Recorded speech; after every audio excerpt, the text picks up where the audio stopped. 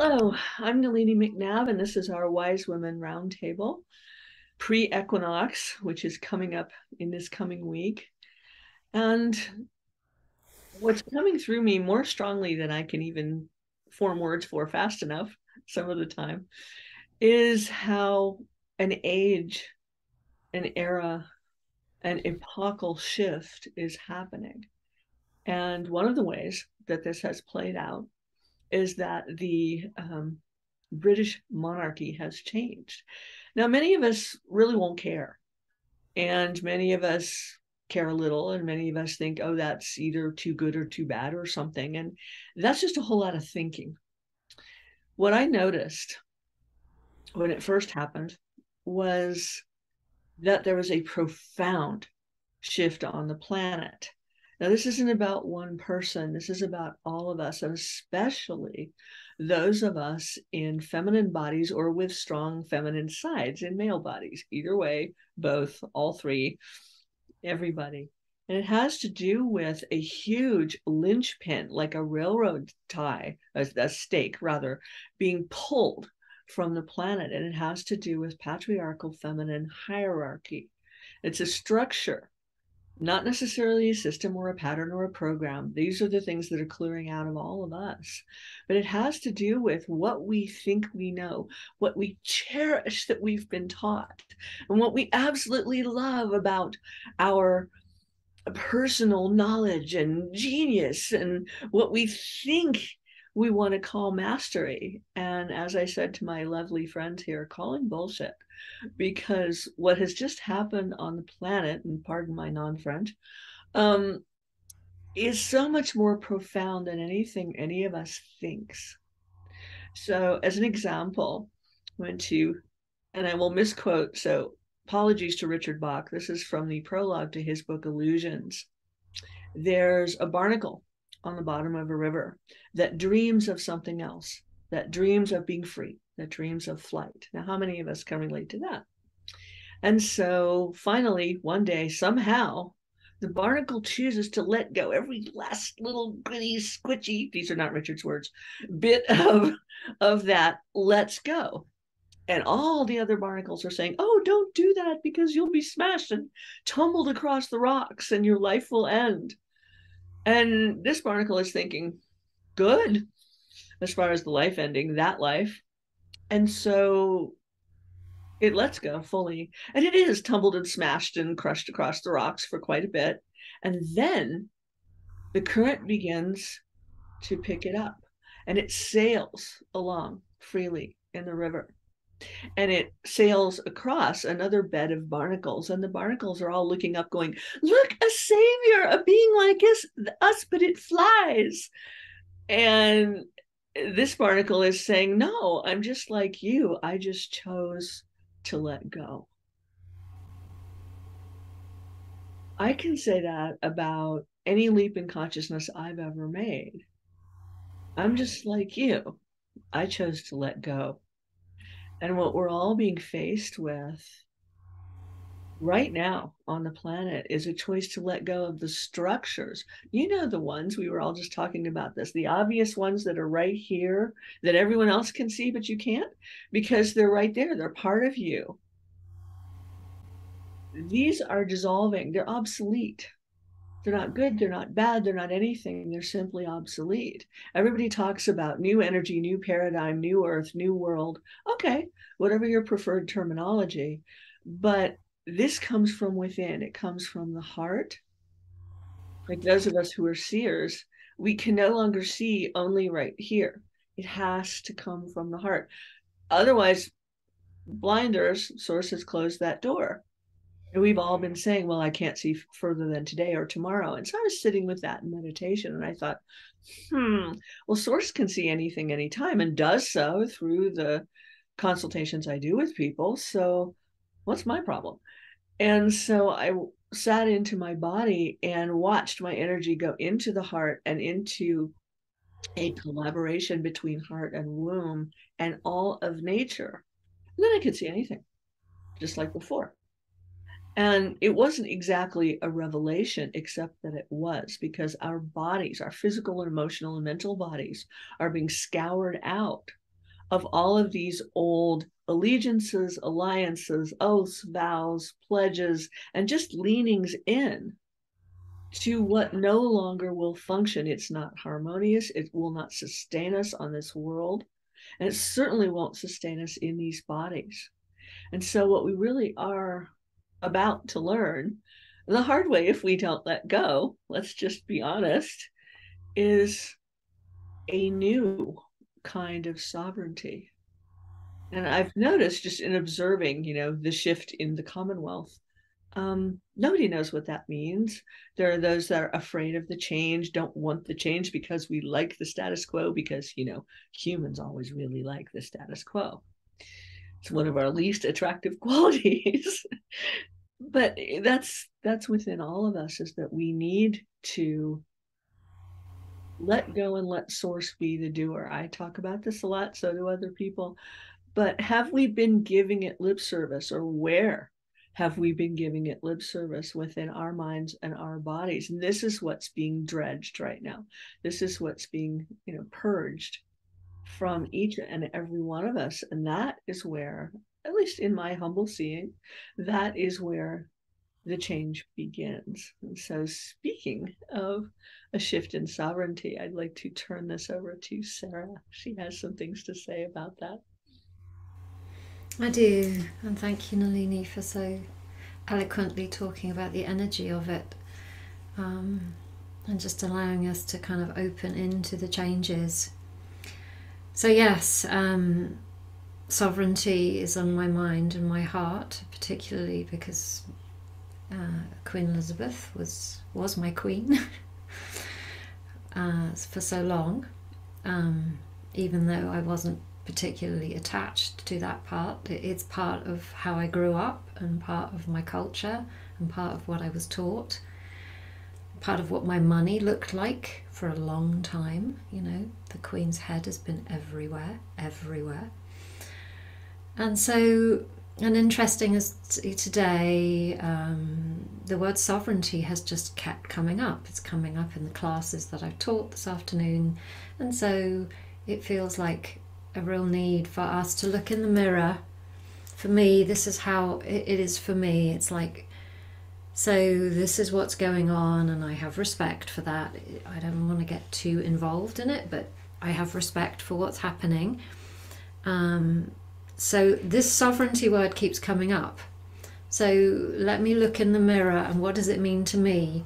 So when I ask myself that question, I remember that when I first heard the word, which was probably about 10 years ago, I had no idea what it meant.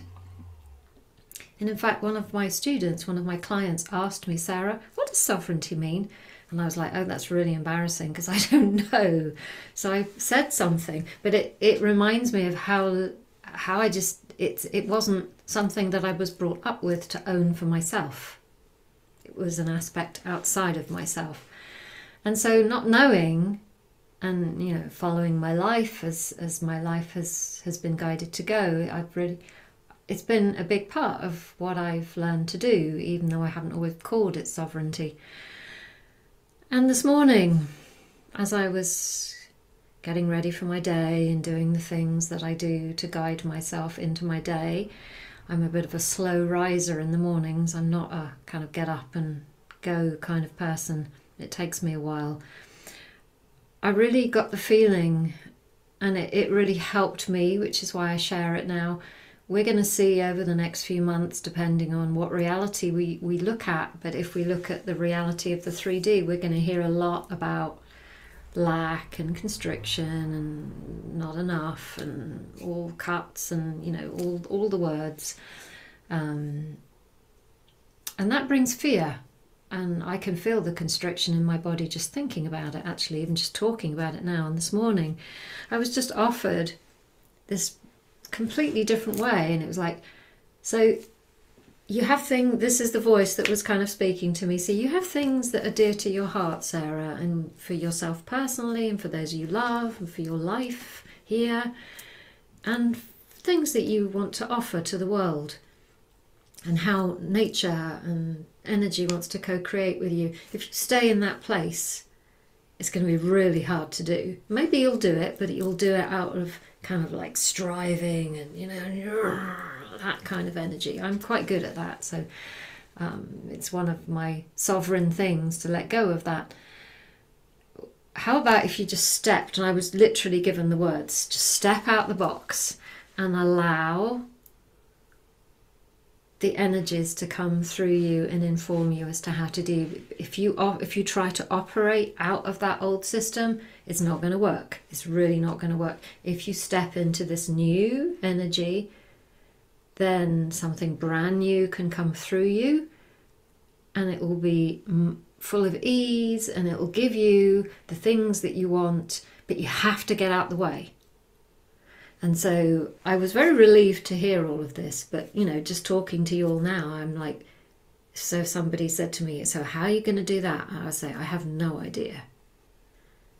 I have no idea. I'll just get up every morning and do my best to get out the way. And my tools for that are essences and just being in nature and prayer and dance and all of those things that I'm sure many people listening also engage in. So for me right now, that is really what's coming up as a new level of sovereignty. Not, yes, owning and claiming who we are, but that's kind of almost old language now, because we've been saying it for so long. It's like, okay, so if we've now done that, so how do we now just walk through life as it?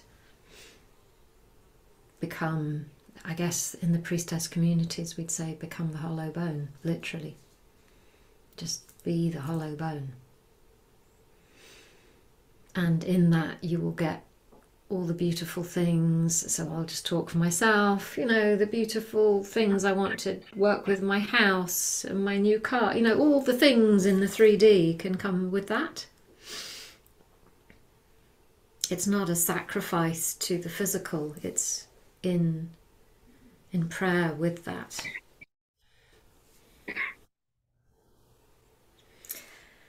And so, yeah, that's my sharing from the heart and from the level of really not knowing, but it's what I'm embracing. And so I'm now going to hand over to Elizabeth, who I'm sure will also very beautifully and elegantly speak through the next levels of this in your own way, Elizabeth. Thank you, Sarah. I love all of these pieces, and as you were speaking, Sarah, I was seeing a liminal space, and that this equinox is unique in that, unlike other equinoxes, which often feel, to me at least, like the peak of a wave before the full breadth of the wave is experienced, it's a halfway point. But this one is different because it's a liminal space. It's a space between spaces.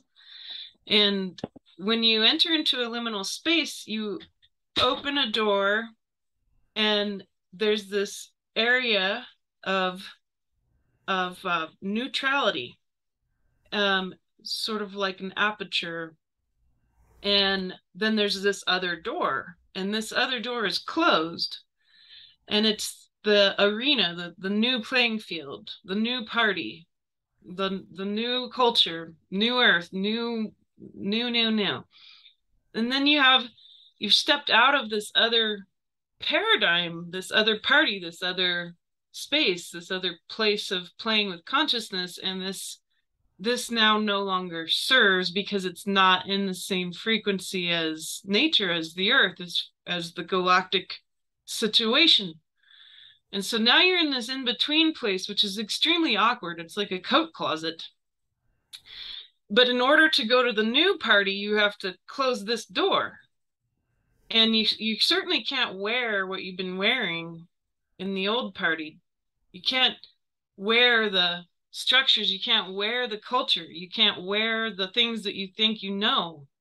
You can't wear the feminine patriarchal structures or the financial system or the economy that used to exist. You can't wear the old politic. And now you have to get naked in order to go to this next place. But the tricky part is that you don't know. You don't know exactly what that new party's going to look like. So what are you going to wear if you don't know what the theme of the party is? Well, we're getting a clue. The door is starting to peek open a little bit, and the first thing we're seeing is sovereignty. And we all have to go through this process with defining it. So you got to get naked first. You got to be willing, and willingness is key. You got to be willing to let go.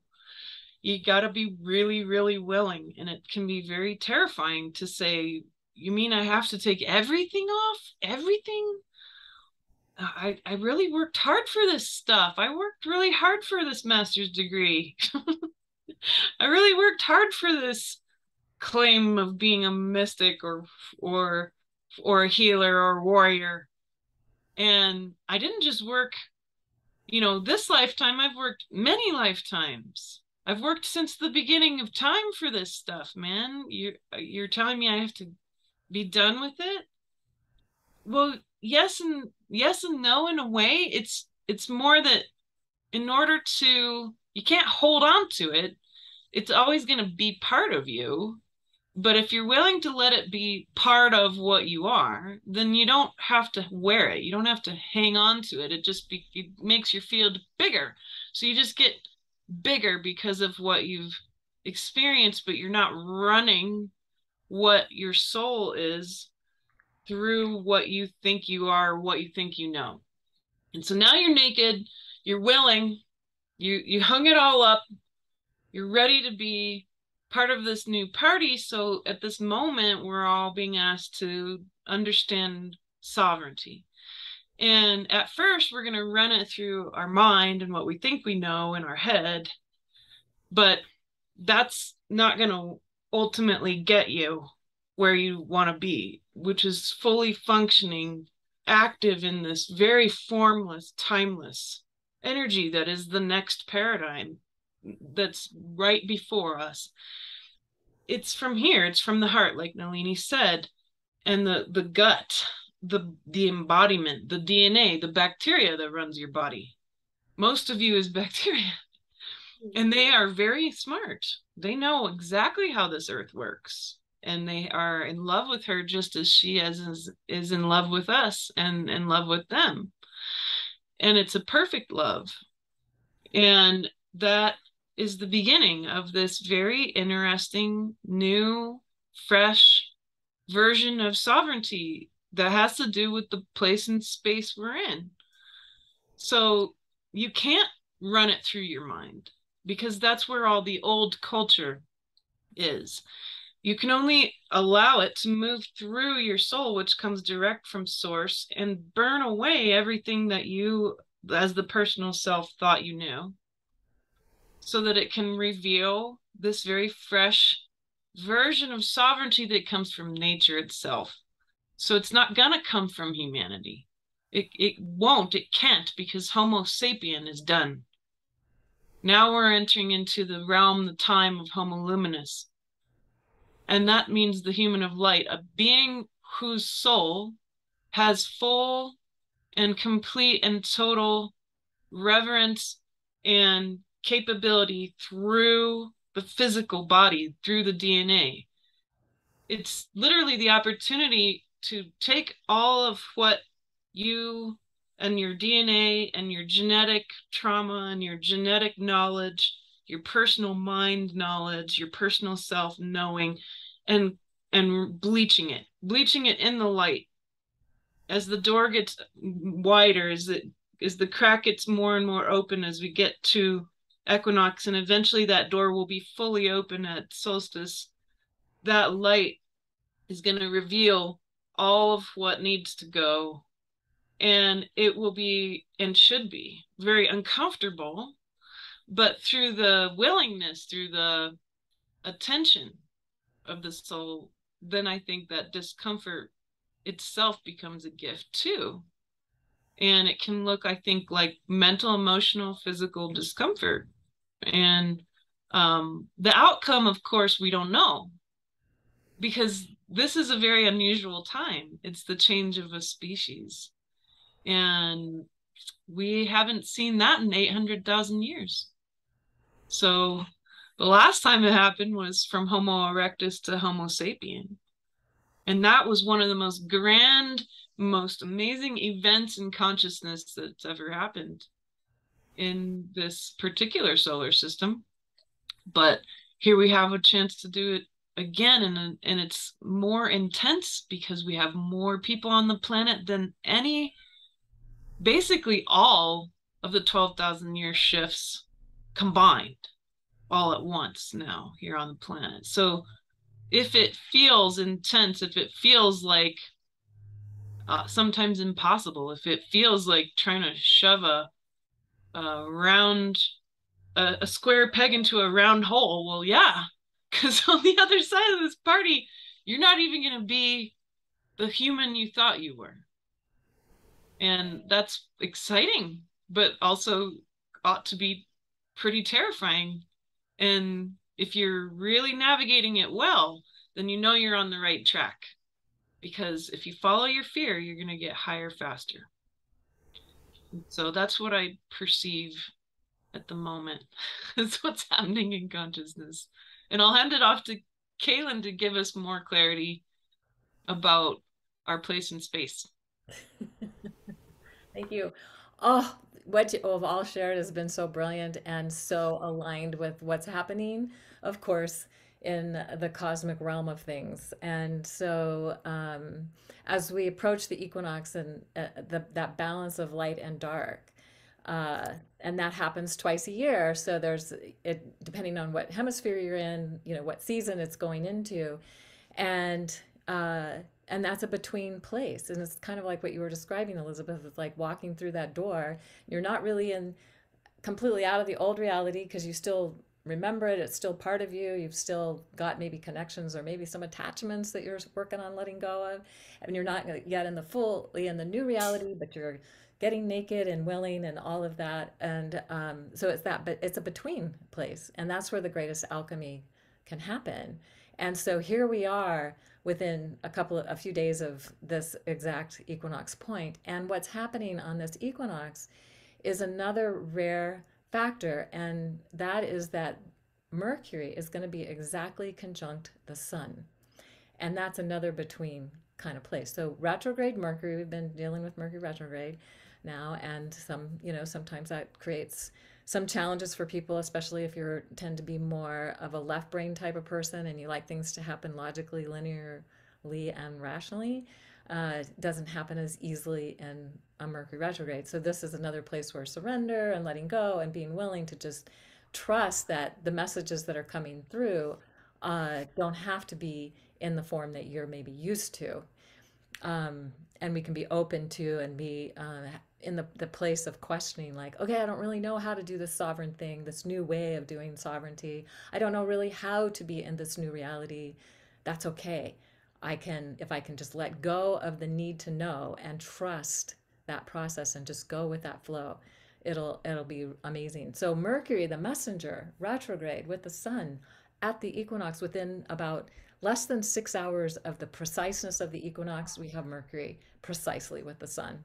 So it's really close. And this is the closest of our lifetime and of maybe many lifetimes. I went and looked forward, and every 46 years, Mercury comes back pretty close. It's the closest Mercury return anybody will ever experience in their life is age 46 or 92. And I looked 46 years past, and it was the Sun Mercury conjunction was at 29 Virgo, not 0 Libra. And I looked at it 46 years into the future, 2068, and it's at it's at 1 Libra, not 0 Libra. So this, again, in that 92-year period, this is the closest one. So the closest one in a lifetime. And I'd have to do a little more research to see, how long has it been since it's been this close? Like, whoa. So it's just really telling us that something new is being, it's like a reset point. And we've had, as we've talked about before, the Uranus in the North Node in Taurus resetting Earth's destiny. And that's still really close, and that's still really at play, and we're still in that as well. And then we add this to the whole configuration, and it's that between place. Now, I posted something about this today on Facebook, and somebody thought I said the 0 Libra point, and they thought I was saying the 0 zebra point. And then somebody commented and said, "Oh, that's really good because it's black and white. Zebras are black and white, and it's like, the balance of light and dark." So it's like, how can we have fun and play with this transition because as everybody's really spoken into to some degree, is that it's not necessarily going to be easy. It's not necessarily going to be like a walk, just like, oh, I can do this. You might feel challenged, and to let go, like that barnacle letting go, that takes a lot of courage to be willing to let go, to be willing to be swept away and carried off into something new. And I say there are days I'm much more willing than others. Some days I'm just like not willing at all. So then how can we have compassion for ourselves on those days when we're not so willing? And to recognize that, okay, maybe not right now, but I'll get there.